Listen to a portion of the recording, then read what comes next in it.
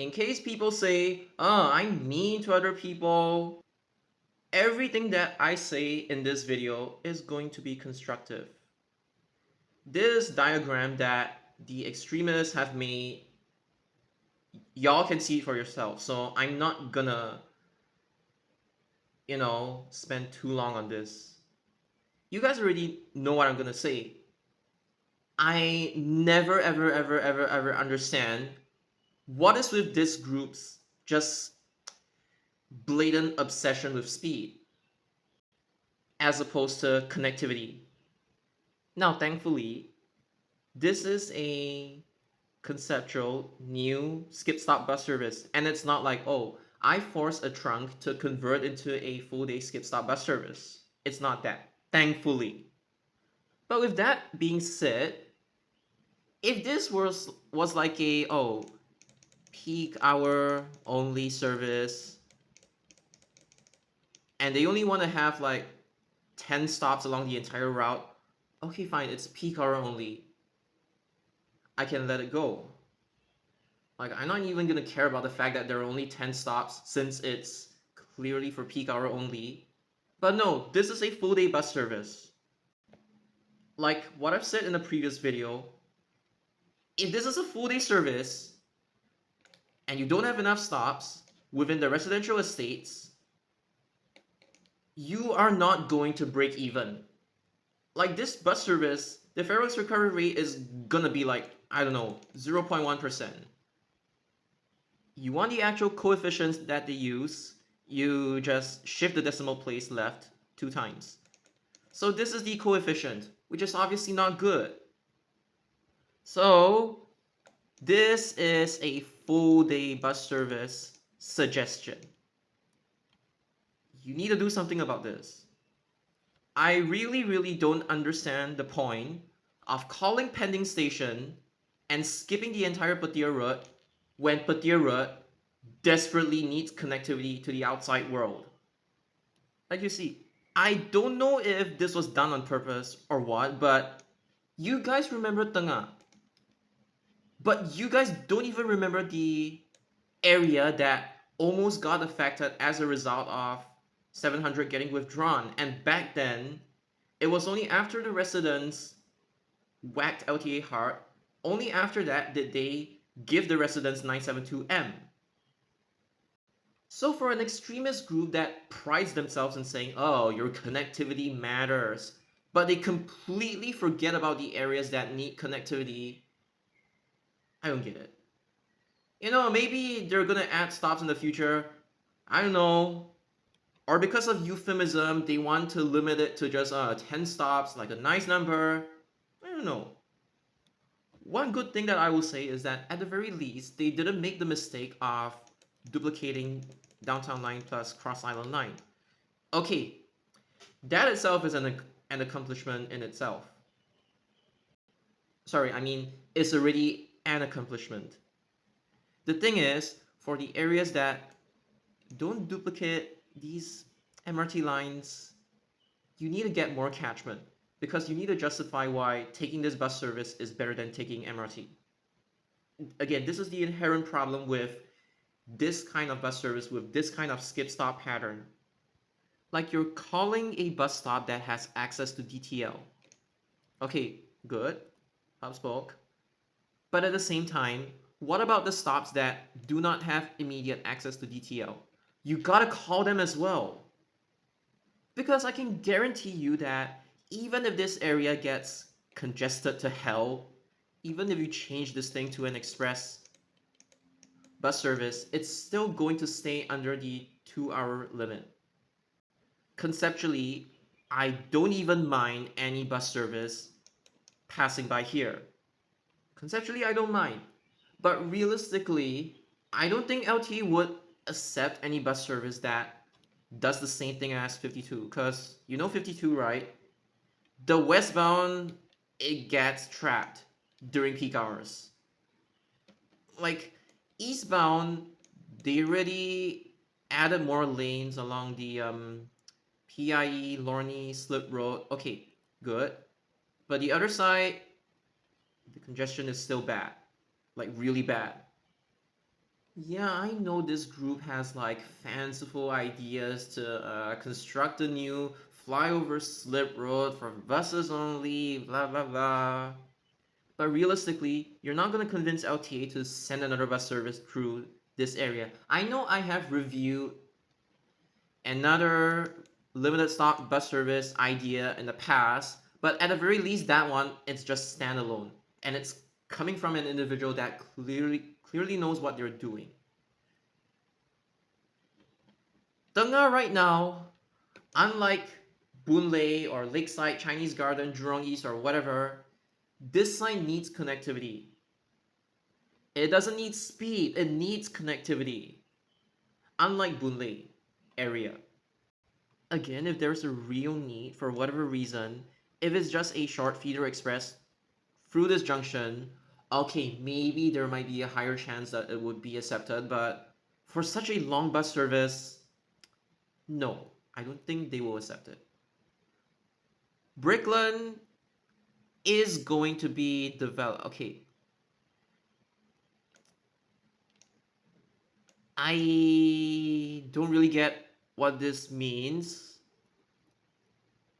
because Brickland station is at Bukit Batok West Avenue 5 and not along the main road. So to market this as what Brickland Station Hospital is, I think it's Brickland Station slash hospital. But again, it's just a marketing thing. It's not entirely accurate because you still have to walk to like Brickland MRT station. Again, kind of like clickbait marketing, but whatever. These people are like, it's just a short walk. But again, you know passengers would become confused over this. So, but anyway, that's besides the point. The truth is, if you want this bus service to succeed, Tengah needs connectivity. You have to call all stops within Tengah, Brickland. Okay, Choa Chu Kang Road, it's up to you if you want to call all stops or skip a few stops. Either way, it's okay-ish since it's the main road. I'm not gonna comment too much about this. Okay, at the very least, there is IT College West. Okay, fine. You wanna have this sort of like tiny skip stop section? Okay, fine. But within Bukit Panjang, which is where oh, technically you have to call Phoenix LRT as well because there are flats nearby. And not just that, the entire Bukit Panjang, the entire Petir Road, which needs connectivity as much as Tengah, these are the areas that you really need it to be all stop. Also, not to mention, it's not just Phoenix LRT, it's like even the stops that are near Teck Whye, I think you might have to call them as well because, again, there are flats nearby. So in reality, maybe the skip stop section will be around here. I don't know. You know what? Just make this an all stop sector. You know what? Let's just let's just keep it simple. Just call all stops here.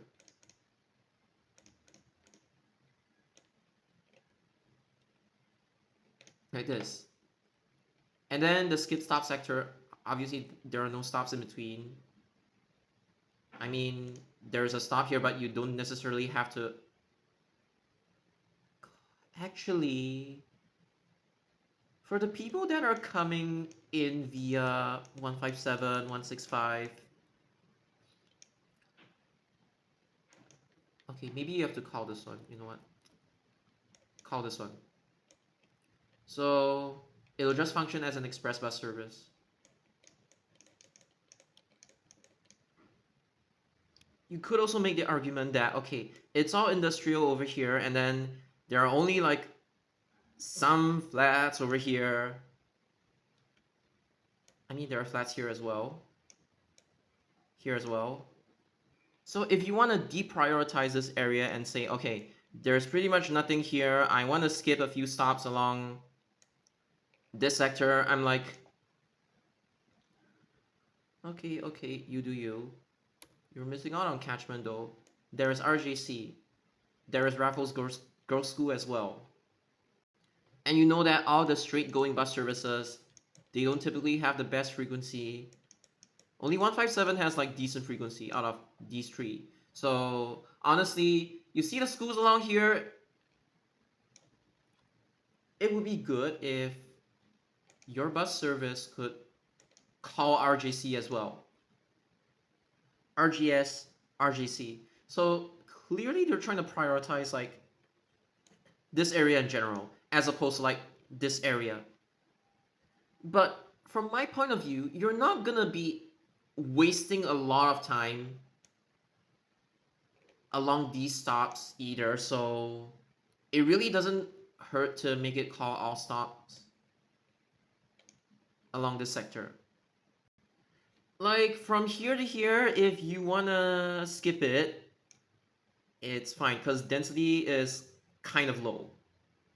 So okay, non-stop is on the express sector. Okay, fine. And then now there's this sector which uh I you know they're trying to impose what Japanese trains do. It's like the express trains take you to the main stations and then you have to hub spoke to like local trains.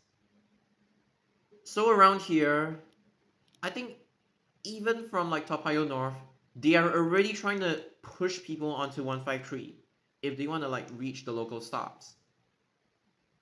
The reason why I say this group is like a whole nother like breed of bus enthusiasts, quote unquote bus enthusiasts in general, is because they often want to segregate passengers based on commuters based on like bus type. So it's like this one is local, this one is the skip stop. So they like to do this a lot. They're like, oh, this one is a local variant, and then this thing is kind of like the skip stop one.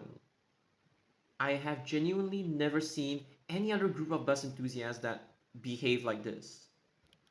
All I can say is this is not 676. 676 goes on the flyover, but your bus service is not on the flyover. It's actually below it. And that means you cannot just call next. You look at how many residents are nearby. Look left, look right. And you do realize that even 676, it starts calling all stops the moment it exits the flyover. So if 676 can call all stops, why can't your 971 call all stops? Because ultimately, it's not like the bus stops between like here and like here and here are gonna slow down the bus a lot. You have to remember one thing: 153 has piss shit frequencies, especially at night. It could go up to 20 minutes or above. All the more, this is kind of saying that in the daytime you want to skip, okay, fine, do whatever you want. But in the wee hours and at night, like late at night especially, you have to start calling all stops.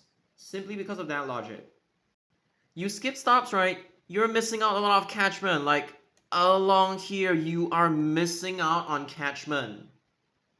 You can also think of it as like where exactly to skip stops. In the middle, yes, it's a good place to skip.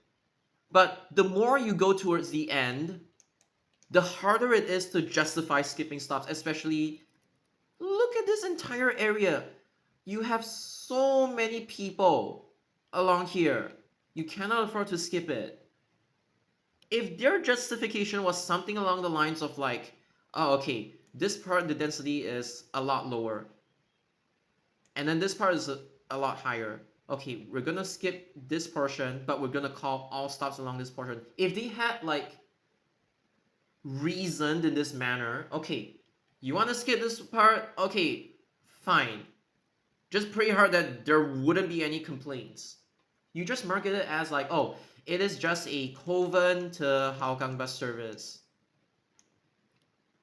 Sorry, a bus service that caters towards Kovan and Hougang. The main concept of this is that if your alternative, because this one skips stops, if your alternative is piss shit in terms of frequency, you gotta make this complement this. Like, even this thing is local all stop within Hougang and Sengkang. This thing is local all stop between Tampines and Bedok. So why can't you do it to 971? Okay, technically, there is 101 as well from next. Okay, that's not so bad. That's why I said, okay, if you really wanted to skip this section, okay, fine. But this entire section between Kovan and Hougang, you cannot skip any stop. I know I green-lighted the other idea, but that was because it was a casual idea. And I also did remind the person who made 126, you know who he is, that, okay, you gotta think about calling all stops for more Catron. This is the exact same thing that I told him. So yeah, this one you have to call all. This one you have to call all. This part is optional, like I've explained. So yeah. I would rather you make a bus service that looks like 97E of some sort. I mean, technically this part is non-stop as well.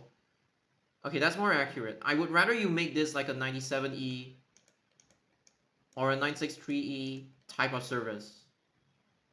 Like, you really want to skip stops, right? Let's follow this one instead. Once again, main point. Ultimately, you're not going to get enough catchment from 10 stops alone. Simply because of one thing. MRT and bus, they cannot replace each other, but this thing prioritizes speed. Whereas for buses, be it short, medium, long distance, they prioritize connectivity. It is just the nature of MRT and buses in general. So you don't try to make a bus do the job of an MRT. Unless it's during peak hour only, where the MRT is so crowded to the point whereby you need buses to take on the role of speed, then okay, fine. I can accept that. But if you're trying to make a full day bus service that needs to be sustainable, you cannot compromise on this. The thing is, when they first dropped this entire idea about a 971 between this area and Hougang, I didn't really bother about it because, you know, it's a new bus service. They made bus services that were way worse than this back then. So I kind of understand their timeline now. They are going to drop the not so radical ideas first, such as this. And when unsuspecting people buy into this concept, they are going to drop more and more of their radical ideas, such as trying to crayon existing bus services to skip stop, or trying to make bus services eat other feeder bus services. See, they are starting small. Their strategy is they are starting small. So it's kind of like brainwashing, right? They start small. And when people are hooked onto the idea, they actually bought their idea, only then do they actually start getting radical. It's a very sly, subtle, and cunning way to get what they want. Partially because I whacked them hard and now they kind of have to work around me in order to push their agenda. Again, number one mistake. Do not try to take inspiration from another city and push those ideas onto Singapore in this context without tailoring it to the country's actual needs. This is why I can never take bloggers who they just say, "Oh, this country has this idea. I want to like bring this idea to Singapore." I never. The moment they use examples from another country, I immediately start switching off. And the thing is, even when I try to explain stuff from Japan, I make sure that people understand the difference why this works in Japan, this doesn't work in Singapore, or this works in Singapore, but this would never work in Japan. I'm very clear about that. So the moment they try to open with a non-Singapore example, this is where I start to not take people seriously. So the thing is, even without reading this entire wall of text, I already see what they're trying to push. So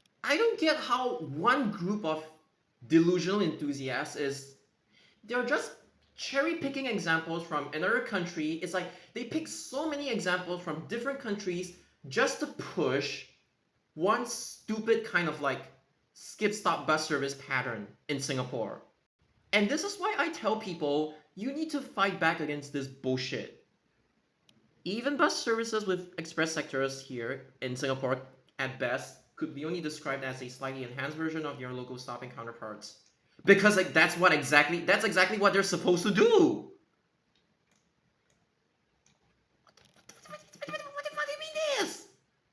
No, it's like your main point is that you don't like all stop bus services. So why the fuck are you bringing in waiting time and capacity when it's not even related to this context?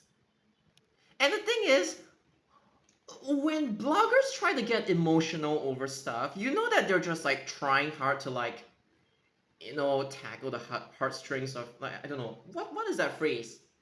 They're trying to pull heartstrings from like their readers. It's like, oh, I'm very relatable, guys. I may be from JC, but I'm trying to make this relatable for all of you. Like, it's, oh my god, what is this, dude? Don't compare it like this. This is completely misunderstanding the point. The reason why a lot of these bus services have like semi-express sectors in the first place is because there was no MRT in the past to take on that role. So their buses have no choice but to take on that role. And then over the course of history, as you know, these semi-express bus services failed to get enough catchment. So over time, they were either converted to local all-stop or just withdrawn altogether. This is like completely misunderstanding the point of like why the buses were designed like that before the MRT came. Sensible strategies for implementing faster, but they already gave you feeder expresses, so why the fuck are you still complaining? I know they lack resources now, but it's not like they aren't trying. They literally gave you like 457, 458, so why the fuck are you still complaining about this? And the thing is, this isn't even true in the first place. You go to Japan, we can then talk about the fact how there's no alternative as to like Tsukuba Express or Joban Line. That place truly has no alternative. By saying Singapore doesn't have like bus alternatives to MRT, that is flat out POFMA. This point is like there's no flow between here and here. No, it's like, help me understand. Like, you guys are talking about how there is a lack of alternative bus services. And then you suddenly just haphazardly flick a switch. You just switch to talking about, oh, how rail isn't being built fast enough. Like, what the fuck is the link between not having enough bus alternatives and the railway not developing fast enough? Like, if the railway is not developing fast enough, that's the fault of the railway. It's not even related to bus in the first place. You should be if you want to bring about this, you should be talking about strategies that might speed up the process of building rail. You shouldn't even be bringing in this in the first place. Bro, this is just trains! Unless this group is trying to suggest that, like, okay, once all the MRT train lines are being built, we should withdraw all the rapid services, and the rapid services are just like a short-term suggestion. Unless this is what they're trying to admit. It's like they go around distributing flyers at the bus stops to ask people, oh, what will happen in 2050? And the thing is, the things that they're pushing, it's not even like in 2050 in the first place. The things that they are pushing, they want to push it immediately, and then they say, oh, between here and 2050, we want to hype up the whole concept of rapid buses to like the entire Singapore population. Oh, but 2050, we're gonna remove it because the MRT lines will be constructed back then, and we don't need rapid buses then. I don't get it. And the only reason why they talk about this is because, especially the leader, they are like really, really, really, really, really anti-car. I've already talked about this, so again, it's like, Oh my god, you go from talking about alternative buses to go to talking about, oh, MRT isn't constructed fast enough, and then you start talking about like, how we don't want car ownership in Singapore ideally. It's like, how do you go from A to B to C in the exact same paragraph? It doesn't make sense. And then without like actually linking them properly. What the fuck do you mean? Dude, you guys designed a bus service with like 10 stops in between. Dude, oh my god, this is so funny. It gets worse. It's like you say that, oh, local bus services do not have enough catchment and they are empty, which is like, what bus services are you talking about? And it's like, you designed a bus service with 10 stops in between. Obviously, it's gonna be empty, you dumb fucks. Dude, it's getting more blatant. It's like they're trying to pretend that like, oh, we only have 10 stops, but we take people from like Tengah and Bukit Panjang to like the northeast of Singapore fast, and therefore the passenger statistics, more people would take the buses, and then the statistics will magically go up because we take people from like A, B to C fast. I wasn't even expecting this article to be bullshit, but it's like, what the fuck do you mean, like, local or feeder bus services are empty? When you design this kind of shit, it's gonna be emptier, you bozos, because there are only 10 stops.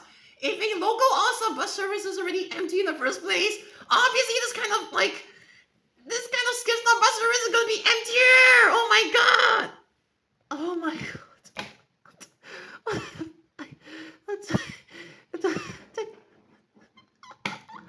Alternative to MRT, which demand riders who value travel time more in their decision-making matrix to choose the MRT instead anyway, despite the number of local buses.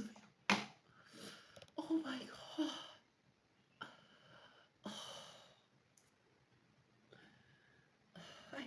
I don't get what's the logic. Their logic is basically, the less stops you have, the more catchment you will get. How do you get more catchment from less stops?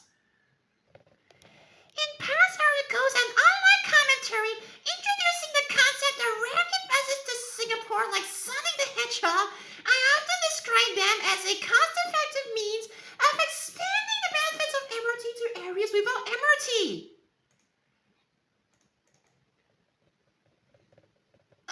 Read this fucking sentence. Read this fucking sentence. The benefits of MRT to areas without MRT. The benefits of MRT to areas without MRT.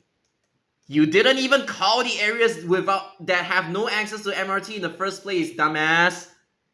Like, how is it so blatant and hypocritical? Or something along those lines. Oh, it's a simple way to visualize how rapid buses work and what it could potentially do. I never found the explanation particularly effective or satisfactory. As that ignored the many nuances and potential application for rapid buses here in Singapore, be it upgrading existing local tracks to rapid or introducing entirely new rapid routes. Yes, the MRT is also a rapid stop service relative to local buses seen in Singapore, and also a rapid bus plan to the difference in capacity between MRT and rapid buses, balancing different ways of organizing the network with dropping barriers in place. Some review rapid buses will superbly take on arterial trunk route due to the genuine lack of public transport connectivity or because the layout of our road network here. In certain areas, it might even coincide with existing oncoming MRT lines in part due to this same aforementioned reason or because the MRT corridors in question are currently oversaturated. The vision for most rapid bus applications in Singapore, however, relies closer to a distributed network that forms connections between different arterial transport corridors, linking MRT lines and bus around to medium capacity corridors alike. I don't even understand what the fuck they have been saying. Like, they will have it would be far-fetched to think that they were running alongside an MRT line for 2 to 3 stations before diverging off year routes to connect to other major corridors and then on to points that are reachable by the artery. Can you just be more specific? I don't understand what the fuck you're talking about. Feeling the missing arterial last mile focus on the local transit and sweet spot that rapid bus as a secondary rapid transit, the rapids can be more nimbly routed. The rapids can be more nimbly routed. Oh my god, weave between the gaps left by the MRT network. Yeah, you're weaving in between the gaps. You don't even call the gaps in the first place, and you're talking about, oh, we're weaving in between the gaps. You don't even call the gaps in the first place, and you're talking about weaving between the gaps that by the MRT network that won't be filled anytime soon. You're not even filling it in the first place. Oh my god. And jointly form a comprehensive network that is time competitive. I hate cars. I want everybody to take my Sonic the Hedgehog buses. Even for journeys that the rail network alone does not immediately favor. With existing resources and infrastructure, we can easily replicate the function of the better travel time outcomes for riders. The advantage of having a closed rapid rail transit system rather than this for arterial transit means that it takes even less time to establish an equivalent of the islands wide. No need for specialized stations or specifically engineered buses that, they have the transponder tech and the pressure plates. They rig the traffic lights so everybody can become Sonic the Hedgehog. They're compatible with both street level and high floorboarding in our case, short of minor performance modifications to our buses and implementing strong single price. We are going to implement rapid services than what we have today. Oh my god. This is like brainwashing to another level. Here's an example of a supercharge!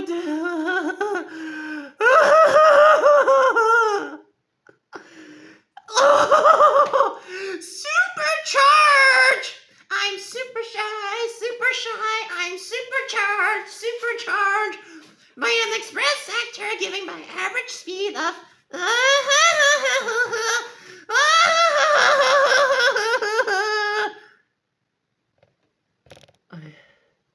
I said this video was gonna be constructive, and I read your article. Let's see if it turned into the complete opposite.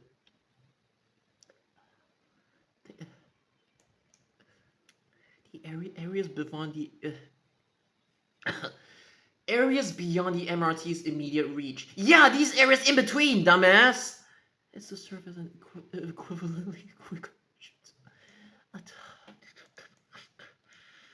Oh my god.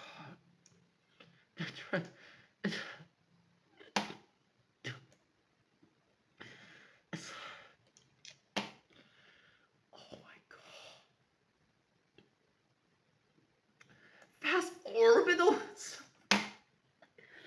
Why do JC people have this problem of using all these fucking terms that nobody understands? Ah! Oh my god. You're not getting connectivity. Oh, hold on. Okay, I did explain that this thing isn't gonna parallel the cross island line. Okay. Okay, I said that it isn't. Yeah, they did say it.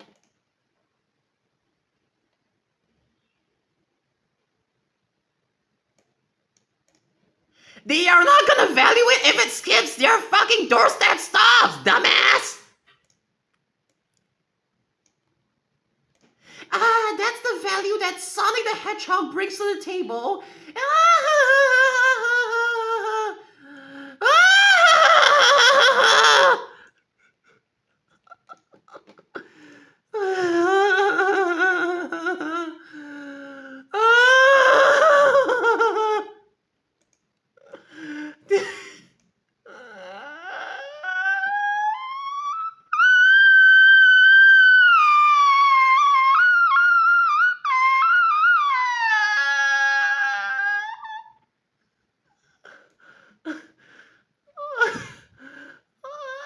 That doesn't require sugar coating.